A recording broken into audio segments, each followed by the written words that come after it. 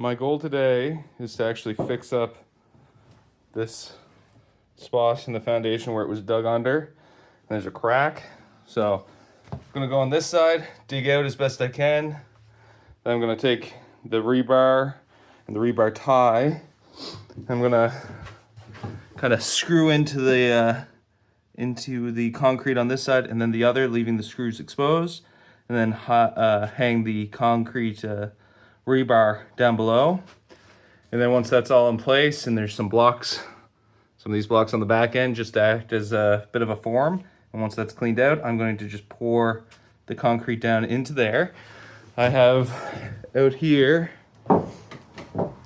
the bags of concrete. Oh, bags of concrete, and also I bought these buckets at the lumber store, and they let me fill them up with water there. So they've got water in them, and I can mix in my large black bucket there. So I'll mix in that, and that's what I'm gonna work at. Okay, so I've got the rebar all tied in and built this up. It's almost just working as a form, just to bring the concrete level up a little higher so it encases these. So now I have to go mix the concrete and pour. So I'm gonna do that. So I had a smallest little spill. There's only some of the cream stuff at the top, but I filled it in. It still needs like 3 more bags, 1 on this side, 2 on the other.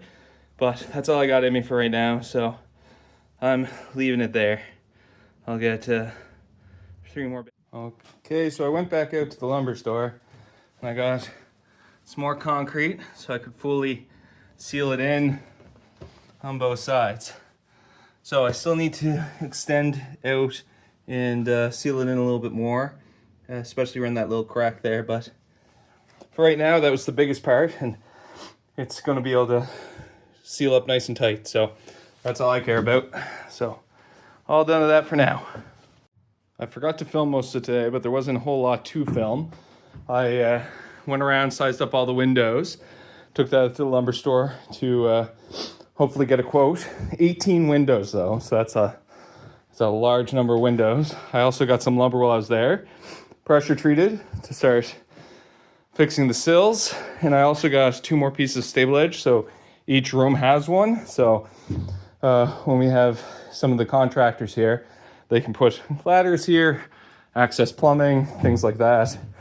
So now each room has one, and I can do another walk around the whole thing because we've got everything connecting somewhat. So I'm going to next start working on the sill plate. So starting at this corner, working my way over.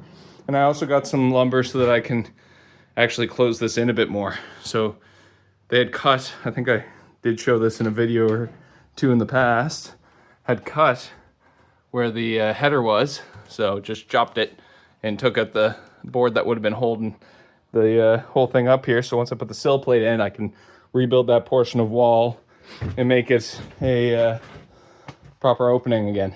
So right now, I think I'm going to finish eating what I had started eating before I start moving things. Oh, and I also mowed the lawn. So lawn's been mowed. So I just finished my first bit of sill. So sill rebuild. So I stacked it up pretty high because this was cut off relatively high. So just to match it up, brought it up quite a bit.